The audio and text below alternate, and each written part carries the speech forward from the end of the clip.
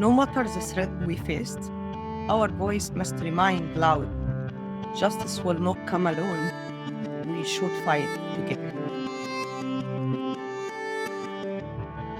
My name is Doaa Mustafa Ahmed Hassan, Egyptian lawyer and human rights defender, with over 10 years of experience in legal documentation, advocacy, and protection of vulnerable groups. I was the director of the Criminal Justice Program at Egyptian Commission for Freedom and Rights, where I focus on enforced disappearance, unfair trials, torture, and disability. I also worked in documentation, torture, and violence cases in Libya. I continue my human rights work from Canada, advocating for justice and supporting at-risk defenders. I am currently a senior consultant with the ECRF. My journey in human rights started after revolution, when I lost a friend. He's disappeared, and after he died, many others are arrested, forcibly disappearing, which is like leading me to volunteer with Hisham Mubarak Center in Egypt. And I did with them like some legal support and support some activities. In 2013, I joined the Egyptian Commission Freedom and Rights, where I work is like documenting this human rights violence, monitoring trials, providing legal aid to journalists, to victims of torture, enforced disappearance in Egypt. While working under restricted measure, I committed to my mission, believing the documentation and the advocacy are tools to arrive to justice. My work put me in high-risk situation, and it's like in direct risk and with security forces. I was subject to harassment, including sexual harassment by officers outside the court, even sometimes asking around my house, or increased more. I should leave the country when a lot of my friends or a colleague already arrested. I relocated from Egypt 2 times. The first in 2016 to York University.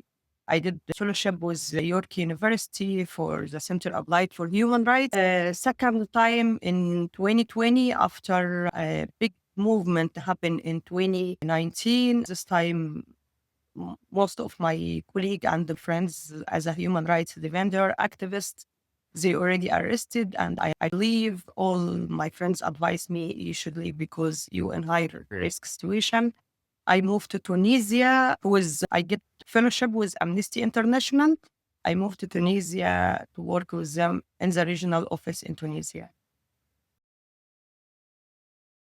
I stayed in Tunisia 4 years, and after I get another risk situation, I relocated again to Canada. After arriving Tunisia in 2020, I continue my work with Amnesty International, and after I hired in another organization. I focus on Libya for protect the human rights defenders, and also to help document as a documentation officer with them to document the cases, torture cases related for conflict. I stay working with this organization more than, I think, 2 years. After, in 2013, I get news I try to go to the office to ask about my residency. I get news from government, my residency is cancelled. And I know it's a part of make me do pressure to stop my work in Tunisia, and they want me to force me to back Egypt. But thanks God, I get many help from the international community, from many organizations like Euromed, Protect Human Rights Defenders in EU, Amnesty, individual like Mu'taz al-Figeri, my organization in Egypt, Muhammad Lutfi, Sharif, Ahmed Abdallah. Many names. Most of the people try to collaborate together just to get me out. After a while, I accepted in the program for Protect the Human Rights Defender in Canada. And after a long process, complex process, I arrived Canada in 2024, in March 2024. I heard about this program from my friend Mu'taz Figeri. He has advised me this program is like special for human rights defender to protect them, to give them permanent residency. You will not be in camping, or you will not retreat as a no. I didn't want to like as a refugee, but you will be in good position.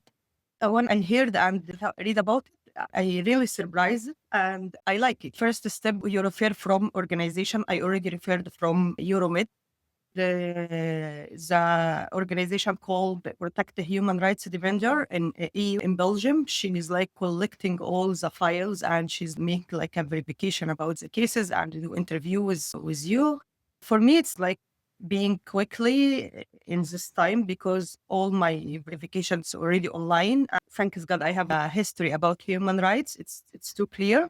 After I get the interview with Canada Embassy in the immigration department, uh, for me, I feel I am lucky because I get it is like in fast time. It's like I didn't take a long time, just quickly. And even the interview, I think because I provide everything to be with the links, with documentation, everything is like a mini supporting letter from organization, from individual people. And it make my cases is like clear. And I felt very comfortable and happy when I did this interview because she's like asking me a direct question about my work. And I tried to describe for officer, I didn't do anything wrong for my work. I just do my work. And this time I always say, I didn't do anything wrong. I just try to do my work. I need space to do my work. And this time she stopped my interview and she say, welcome to Canada. We accept your application. And personally, I have the honor to meet you today. You didn't do anything wrong.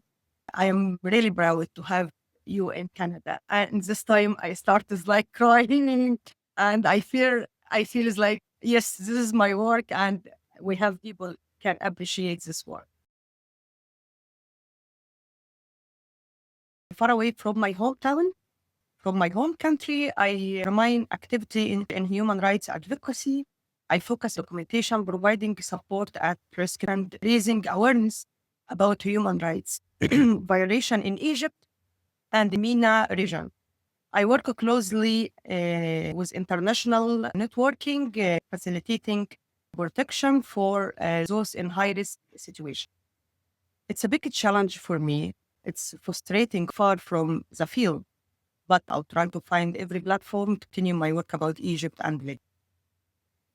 I'm still working as a senior consultancy with Egyptian Commission Freedom and Rights.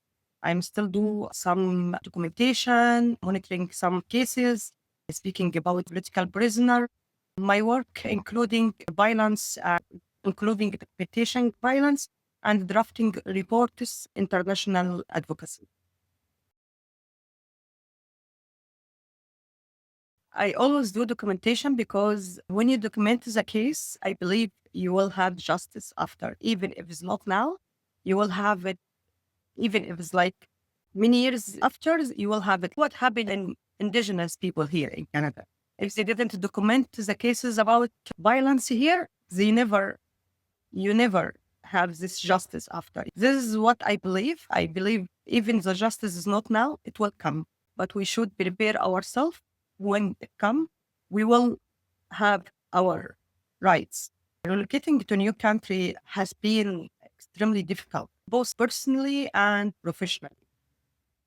Professionally in Egypt, I had active important role in human rights. Relocating to a new country, it's very difficult for me if we speak about personally experience and professionally side. In Egypt, I had active and important role in the human rights movement, but in Canada, they treat me as a newcomer who needs Canadian experience. However, it's like I worked with international organization in different countries. I facing here a lot of rules about Canadian experience. You should have Canadian education. It's ended with me as I try to have full-time work here in Canada.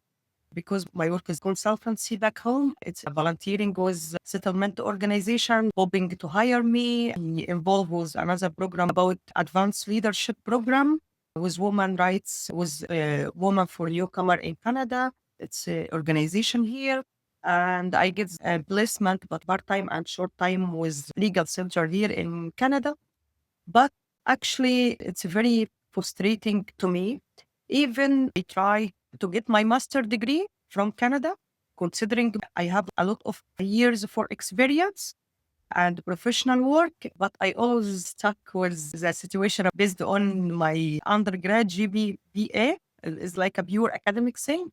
Even if I already accepted in Chevening before, I get accepted from two very important universities, but here they didn't considering me academic person or I can just apply to continue my master. Also, it can be frustrating for me in my personal situation because I come here to Canada as a single mom. I separate from my youngest daughter because my youngest daughter is already in Egypt. Her father, he didn't agree to let her go with us. My oldest girl, she's with me. She come with me. Come after me to Tunisia in 2020. And also, it's more difficult for her and frustrated for her because she's changed changes like country in 2 years.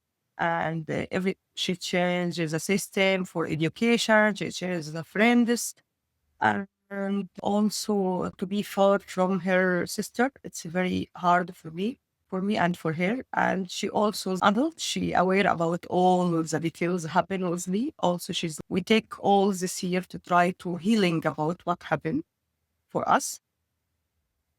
This all can be very frustrating for someone who has been very active like me before. But I refuse to give up. I try to continue. I try to heal myself, to heal my daughter, because what I always know to do. First thing, I'm honored to be one of the few female lawyers in Egypt working in enforced disappearance cases and attending hiring in exceptionally detention center, state security prosecution, prisons, military court. Also, I work on defending and protecting journalists. I was awarded a prize from a journalist syndicate in Egypt. I was leading a campaign with national and international organization against this penalty in Egypt, able to stop this penalty for few cases. And also we reduce another this penalty case sentence against minor in Egypt. And after is like a huge advocacy, he released from prison. I was one of the lawyers in the rainbow flag cases against Sarah Ghazi. We managed to release Sarah from prison when we already following the UN mechanism. We did this like a great campaigning with organizations, international organization and national organization. But unfortunately, after she's moved to Canada, sadly she committed suicide few years later. Also in Libya, I work with victim of conflict violence and documenting several cases and working on protection human rights defender and protecting queer communities in conflict zone. This helped me discover new country and learn new experience about my region.